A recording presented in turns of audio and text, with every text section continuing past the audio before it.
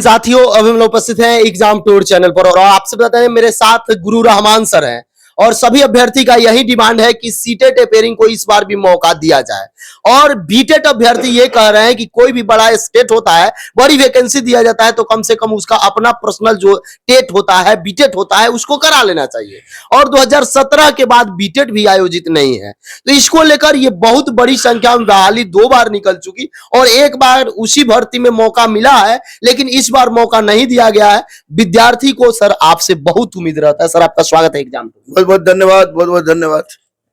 देख रहे हैं जब से भर्ती निकाली गई बीपीएससी टीआरई 2.0 में, तभी से अभ्यर्थी ये कहीं जाकर गुहार लगा रहे हैं। आपसे भी कितने लोग मिलने आ रहे हैं और बस यही डिमांड है कि बीटेट भी नहीं हुआ और सीटेट अपेयरिंग यदि नहीं दिया जाएगा तो समस्या हो जाएगा। फिर कब वैकेंसी आएगी कोई जानकारी नहीं है।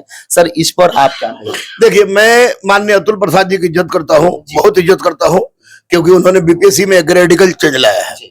लेकिन मैं ये जानना चाह रहा हूँ कि सर, आपने जब पहली बार की बहाली में सीटेट अपेयरिंग वाले को मौका दिया, तो फिर दूसरी बार की बहाली में आप सीटेट का मौका क्यों नहीं दे रहे हैं सीटेट अपेयरिंग वाले को, जबकि ये बहाली आपको आप इतना आनंद फानंद बहाली निकाले हैं, लंबी बहाली है, तो वैसी परिस्थिति में सीटेट वाले को मौका मिलना ही चाहिए। और मैं माननीय अतुल प्रसाद सर से अनुरोध करता हूं, विनती करता हूं, वो कहेंगे तो कि रहमान पैर पकड़, तो मैं पैर पकड़ूंगा, लेकिन सीटेट अपेयरिंग वाले को मौका दे। ये मेरा डिमांड है, बच्चों का डिमांड है, समय की मांग है और नैतिकता का मूल बोध भी यही है कि आप फर्स्ट फेज में दिए हैं तो सेकेंड फेज में भी आपको देना ही चाहिए।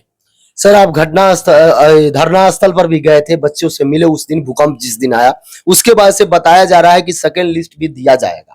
थोड़ा सा वेट करना पड़ेगा, चूंकि सभी आंकड़ा मिलाया जाएगा, कितना सीट खाली है, क्या है, कितना अंक कम करना पड़ेगा, ये सब विद्यार्थी भी बोल रहे थे कि कुछ दिन का समय ले लिया जाए लेकिन अच्छा तरीका से दिया जाए। सर ये तो एक चेंजिंग हुआ। देखिए, एक बहुत बड़ी बात है कि हम लोग की बात को माननीय अतुल प्रसाद सर ने माना है और एक सौभाग्य की बात है हमारे लिए भी और बच्चों के लिए भी। खासकर समझिए कि बजरंगबली ने बच्चों के लिए ऐसा काम किया कि कल मैं बेस्ट टीचर के रूप में अवार्डेड होने जा रहा हूँ माननीय तेजस्वी जी से, और वहां पर 7 मंत्री है लोग, तो मैं निश्चित रूप से कल इस मुद्दा को भी उठाऊंगा। और आपको बता दूं अभिषेक जी कि सेकेंड लिस्ट आज आए, कल आए, परसों आए, जब भी आएगा, लेकिन अनुरोध मेरा केवल है अध्यक्ष महोदय से कि जो सेकेंड लिस्ट आ रहा है वो पूरी जांच परख के किया जाए। शिक्षा विभाग और आप लोग दोनों मिल के देखिए कि जो फर्जी बच्चे थे उनको छांट के, और साथ ही साथ जिस तरह जो किन्होंने ज्वाइन नहीं किया उसको छांट के एक ऐसा लिस्ट दीजिए, सेकंड लिस्ट, ताकि जो बेरोजगार, शुद्ध बेरोजगार बच्चे हैं उनको नौकरी मिले और अपने परिवार को पालन पोषण कर सके और बच्चों को शिक्षित कर सके। सर जब भी आप देखा जाता है, जाते हैं मुख्यमंत्री से मिलते हैं या उप मुख्यमंत्री या शिक्षा विभाग कभी भी मिलते हैं, तो एक व्यक्तिगत आप सवाल अभ्यर्थी के लिए हमेशा से करते हैं। सर इस बार भी ये पेयरिंग वाले जो मुद्दा है वो आप वहां रखने वाले हैं। सर एक बड़ा सा मंच है, वहां से आपको सम्मानित मिलेगा। अभ्यर्थी की तरफ से भी आपको सर इसके लिए बहुत बहुत बधाई, शुभकामना। अभ्यर्थी हमेशा से यही उम्मीद लगा कर रहते हैं कि कहीं से हमको कुछ ना मिले, सब जगह से निराशा मिले, तो रहमान सर है, हम लोग के साथ खड़े रहेंगे। सर क्या संदेश दीजिए? देखिए अभिषेक जी, मैं एक बात बता दूं, अब बच्चों को भी मैं बात बोल रहा हूँ, तमाम बेटियों और बेटों को भी मैं बात बोल रहा हूँ जो परीक्षार्थी है, कि मैंने जिंदगी, मैं गरीब परिवार का नहीं हूँ, गरीब जन्मा नहीं हूं, लेकिन कुछ कारण बस गरीबी को मैंने बहुत गहराई से देखा है। तो मैं बच्चों से ये कह रहा हूं कि मुझे मृत्यु का भय नहीं है और न ही जीवन से बहुत प्रेम, लेकिन इतना जरूर अपेक्षा करते हैं ईश्वर से, बजरंगबली से, कि मैं मरूं तो एपीजे अब्दुल कलाम के जैसा मरूं, पढ़ाते पढ़ाते मरूं।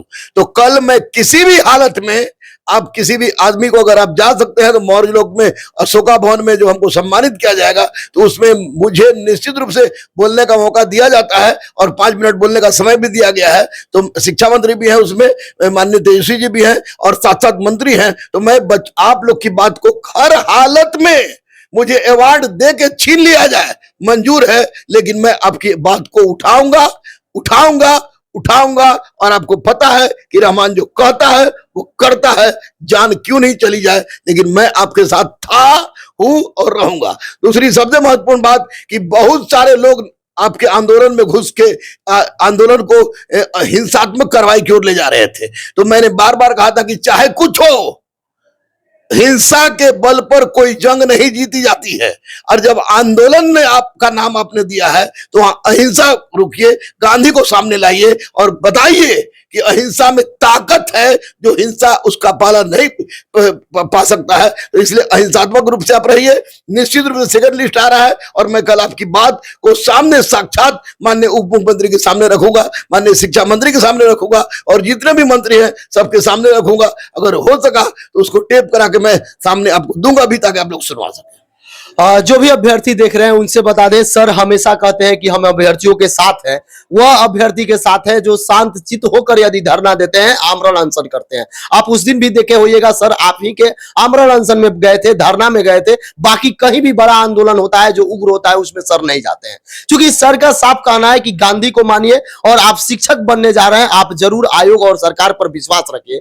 कल जैसा सर को सम्मान मिलेगा, सर वहां पे आप लोग के लिए बात रखेंगे। लेकिन कई बार देखा गया है कि बात रखने से पहले ही बात मान ली जाती है। तो मैं यही निवेदन करूंगा कि इस वीडियो को इतना शेयर करें ताकि मुख्यमंत्री तक, उप मुख्यमंत्री तक पहुंचे। कल बोलने से पहले ही सर की बात मान ली जाए और रिपेयरिंग वाले और सेकेंड लिस्ट और जो भी समस्या है उसका समाधान हो जाए। सर समय देने के लिए बहुत बहुत धन्यवाद। और ये बच्चों को पता होना चाहिए कि सेकेंड लिस्ट की डिमांड मैंने किया और 2 घंटे के अंदर सेकेंड लिस्ट का डिमांड आया।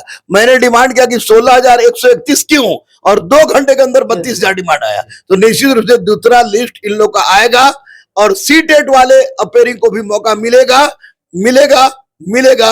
माननीय अतुल प्रसाद जी, एक बार रहम कर दीजिए बच्चों पर। बच्चों बहुत विश्वास करते हैं आप पर।